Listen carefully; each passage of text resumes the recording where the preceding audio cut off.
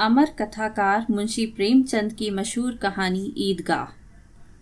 रमज़ान के पूरे 30 रोज़ों के बाद ईद आई है।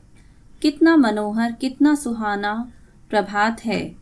वृक्षों पर कुछ अजीब हरियाली है, खेतों में कुछ अजीब रौनक है, आसमान पर कुछ अजीब लालिमा है।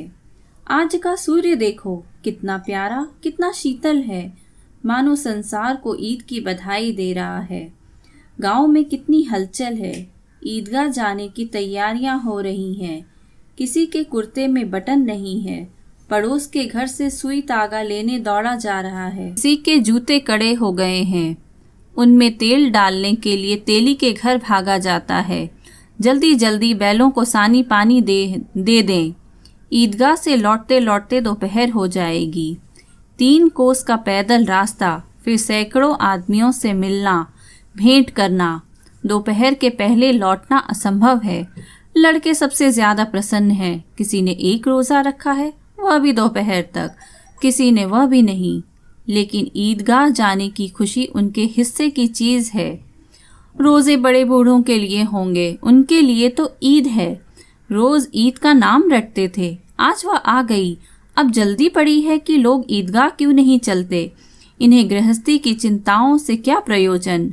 सेवैयों के लिए दूध और शक्कर घर में है या नहीं, इनकी बला से ये तो सेवैयां खाएंगे। वह क्या जाने कि अब्बा जान क्यों बदहवास चौधरी कायम अली के घर दौड़े जा रहे हैं।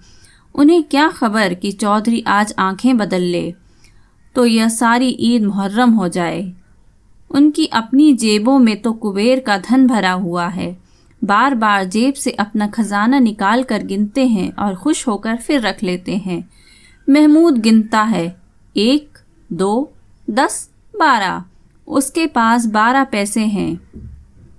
मोहसिन के पास 1, 2, 3, 8, 9, 15 पैसे हैं। इन्हीं अनगिनती पैसों में अनगिनती चीजें लाएंगे, खिलौने, मिठाइयाँ, बिगुल, गेंद और जाने क्या क्या।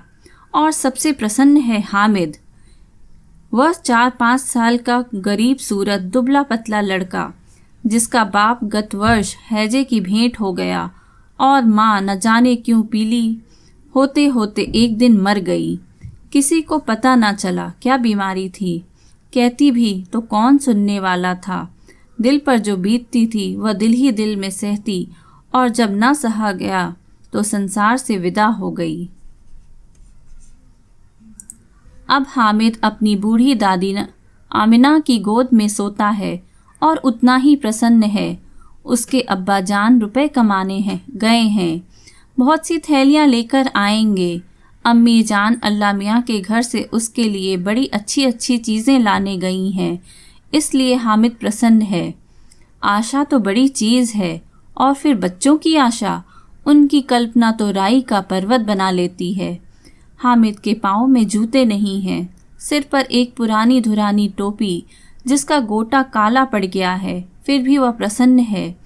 जब उसके अब्बा जान थैलियाँ और अम्मी जान नेमतें लेकर आएंगी तो वह दिल के अरमान निकाल लेगा। तब देखेगा मोहसिन, महमूद, नूरे और सम्मी कहाँ से उतने पैसे निकालेंगे। अभागिनी अमीना अपनी कोठरी में बैठी रो रही है। आज ईद का दिन और उसके घर में दाना नहीं। आज आबिद होता तो क्या इसी तरह ईद आती और चली जाती। इस अंधकार और निराशा में वह डूबी जा रही है। किसने बुलाया था इस निगौड़ी ईद को। इस घर में उसका काम नहीं, लेकिन हामिद, उसे किसी के मरने जीने से क्या मतलब। उसके अंदर प्रकाश है, बाहर आशा। विपत्ति सारा दल बदल लेकर आए, हामिद की आनंद भरी चितवन उसका विध्वंस कर देगी। हामिद भीतर जाकर दादी से कहता है, तुम डरना नहीं अम्मा, मैं सबसे पहले जाऊंगा, बिल्कुल न डरना। आमिना का दिल कचोट रहा है। गांव के बच्चे अपने अपने बाप के साथ जा रहे हैं। हामिद का बाप आमिना के सिवा और कौन है। उसे कैसे अकेले मेले में जाने दे। उस भीड़ भाड़ से बच्चा कहीं खो जाए तो क्या हो। नहीं, आमिना उसे यूं न जान देगी। नन्ही सी जान 30 कोस कैसे चलेगा? पैर में छाले पड़ जाएंगे, जूते भी तो नहीं हैं। वह थोड़ी दूर पर उसे गोद में ले लेती, लेकिन यहाँ सेवैयाँ कौन पकाएगा? पैसे होते तो वह लौटते लौटते सब सामग्री जमा करके चटपट बना लेती। यहाँ तो घंटों चीज़ें जमा करते लगेंगे। मांग का ही तो भरोसा ठहरा। उस दिन फहीमन के कपड़े सिले थे, 8 आने पैसे मिले थे। उस अठन्नी को ईमान की तरह बचाती चली आई थी इसी ईद के लिए, लेकिन कल ग्वालन सिर पर सवार हो गई तो क्या करती? हामिद के लिए कुछ नहीं है तो 2 पैसे का दूध तो चाहिए ही। अब तो कुल 2 पैसे बचे हैं। 3 पैसे हामिद की जेब में, 5 आमिना के बटुए में। यही तो बिसात है और ईद का त्यौहार। अल्लाह ही बेड़ा पार लगाए। शहर का दामन आ गया। सड़क के दोनों ओर अमीरों के बगीचे हैं। पक्की 4 दीवारी बनी हुई है। पेड़ों में आम, लीचियां लगी हुई हैं। कभी कभी कोई लड़का कंकड़ उठाकर आम पर निशाना लगाता है। माली अंदर से गाली देता हुआ निकलता है। लड़के वहां से 1 फरलांग पर हैं, खूब हंस रहे हैं। माली को कैसे उल्लू बनाया है। अब बस्ती घनी होने लगी थी। ईदगाह जाने वाली टोलियां नजर आने लगी, एक से एक भड़कीले वस्त्र पहने हुए। कोई इक्के तांगे पर सवार, कोई मोटर पर। सभी इत्र में बसे, सभी के दिल में उमंग।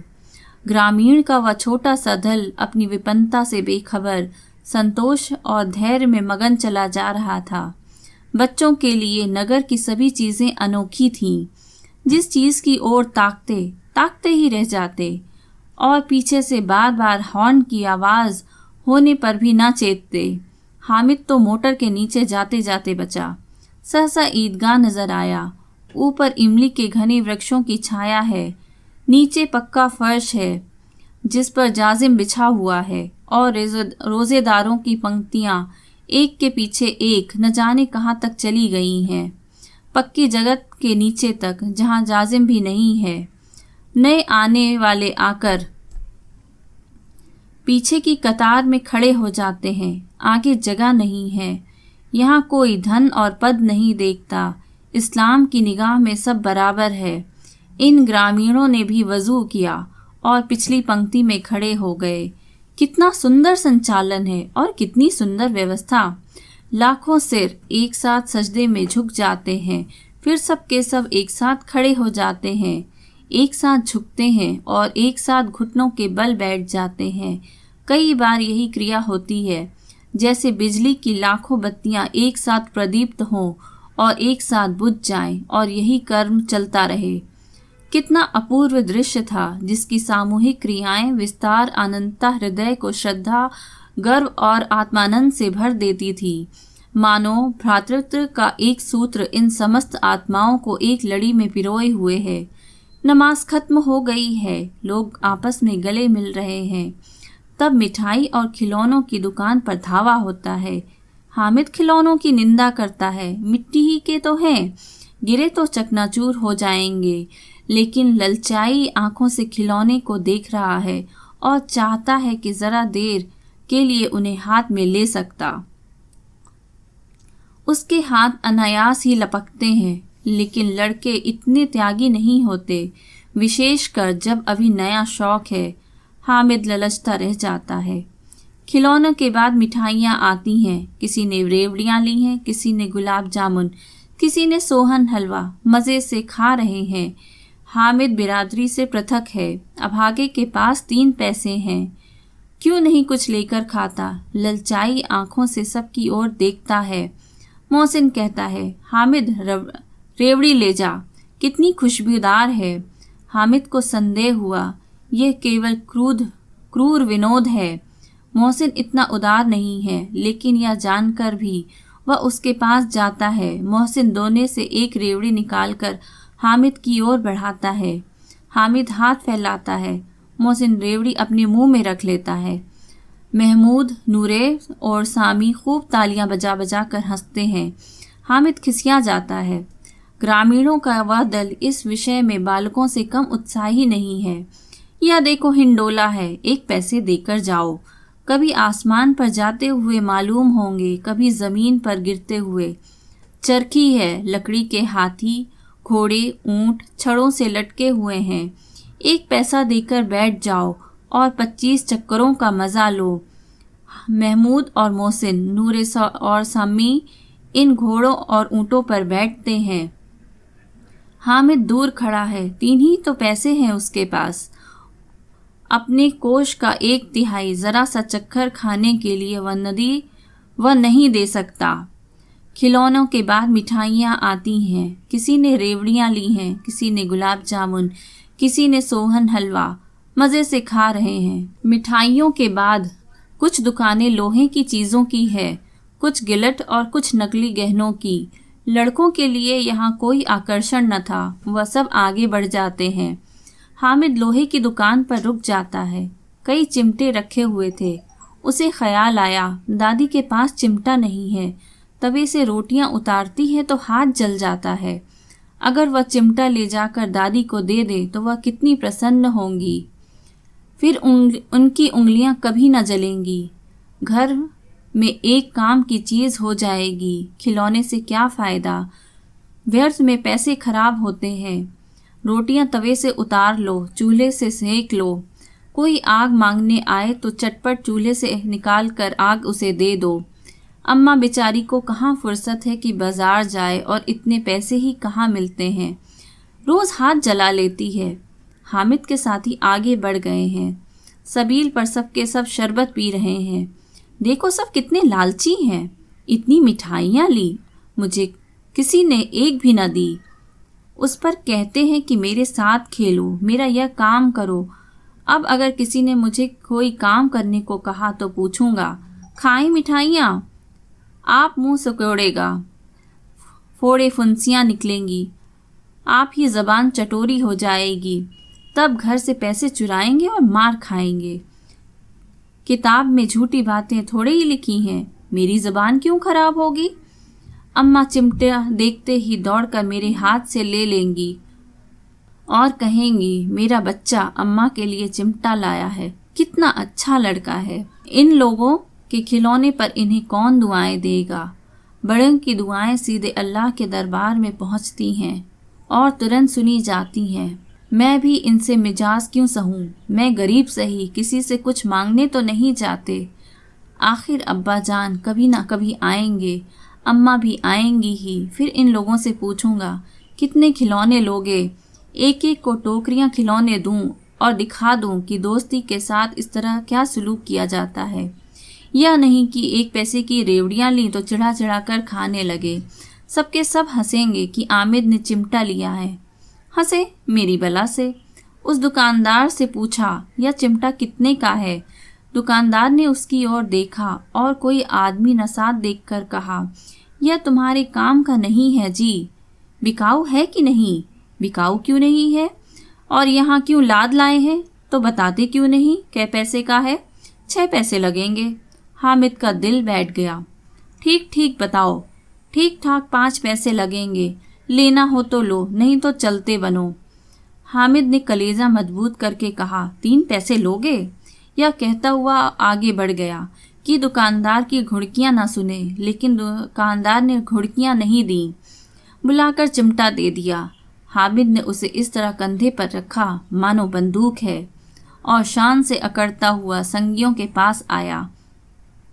जरा सुने, सबके सब क्या आलोचनाएं करते हैं। मोहसिन ने हंसकर कहा, यह चिमटा क्यों लाया पगले? इससे क्या करेगा? हामिद ने चिमटे को ज़मीन पर पटक कर कहा, ज़रा अपना भिश्ती ज़मीन पर गिरा दो, सारी पसलियाँ चूर चूर हो जाएं। महमूद बोला, तो यह चिमटा कोई खिलौना है? हामिद, खिलौना क्यों नहीं है? अभी कंधे पर रखा है, बंदूक हो गई, हाथ में ले लिया, फ़कीरों का चिमटा हो गया। चाहूँ तो इससे मजीरे का काम ले सकता हूँ। एक चिमटा जमा दूँ तो तुम सारे लोगों के खिलौनों की जान निकल जाए। तुम्हारे खिलौने कितना ही जोर लगाएं, मेरे चिमटे का बाल भी बांका नहीं कर सकते। मेरा बहादुर शेर है चिमटा। सम्मी ने खंजरी ली थी, प्रभावित होकर बोला, मेरी खंजरी से बदले गए 2 आने की है। चिमटे ने सभी को मोहित कर लिया।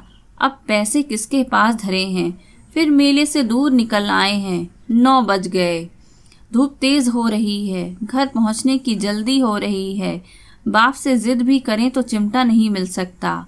हामिद है बड़ा चालाक। इसी बदमाश ने अपने पैसे बचा रखे थे। 11 बजे सारे गांव में हलचल मच गई। मेले वाले आ गए। मोहसिन की छोटी बहन ने दौड़कर भिश्ती उसके हाथ से छीन लिया और खुशी के मारे जो उछली तो मियाँ भिश्ती नीचे आ गए और सुरलोक सिधारे। इस पर भाई बहन में मारपीट हुई। दोनों खूब रोए। उनकी अम्मा शोर सुनकर बिगड़ी और दोनों को ऊपर से 2-2 चांटे लगाए।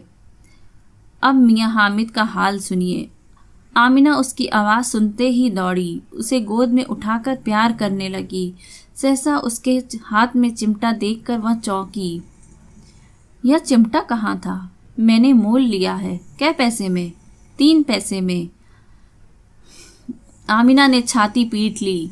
यह कैसा बेसमझ लड़का है कि दोपहर हुआ, कुछ खाया न पिया, लाया क्या? चिमटा।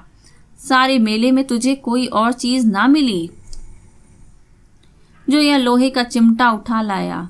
हामिद ने अपराधी भाव से कहा, तुम्हारी उंगलियां तवे से जल जाती थीं, इसलिए मैंने इसे ले लिया। बुढ़िया का क्रोध तुरंत स्नेह में बदल गया, और स्नेह भी वह नहीं जो प्रगल्भ होता है और अपनी सारी कसक शब्दों में बिखेर देता है। वह मूक स्नेह था, खूब ठोस, रस और स्वाद से भरा हुआ। बच्चे में कितना त्याग, कितना सद्भाव और कितना विवेक है। दूसरों का खिलौना लेते और मिठाई खाते देख इसका मन कितना ललचाया होगा। इतना जब्त कैसे हुआ इससे? वहां भी इसे अपनी बुढ़िया दादी की याद बनी रही। आमिना का मन गदगद हो गया। और अब एक बड़ी विचित्र बात हुई, हामिद के इस चिमटे से भी विचित्र। बच्चे हामिद ने बूढ़े हामिद का पार्ट खोला था। बुढ़िया आमिना बालिका आमिना बन गई। वह रोने लगी, दामन फैलाकर हामिद को दुआएं देती जाती थी। वहां भी इसे अपनी बुढ़िया दादी की याद बनी रही। आमिना का मन गदगद हो गया। और अब एक बड़ी विचित्र बात हुई, हामिद के इस चिमटे से भी विचित्र। बच्चे हामिद ने बूढ़े हामिद का पार्ट खेला था। बुढ़िया आमिना बालिका आमिना बन गई। वह रोने लगी, दामन फैलाकर हामिद को दुआएं देती जाती थी और आंसू की बड़ी बड़ी बूंदें गिराती जाती थी। हामिद इसका रहस्य क्या समझता?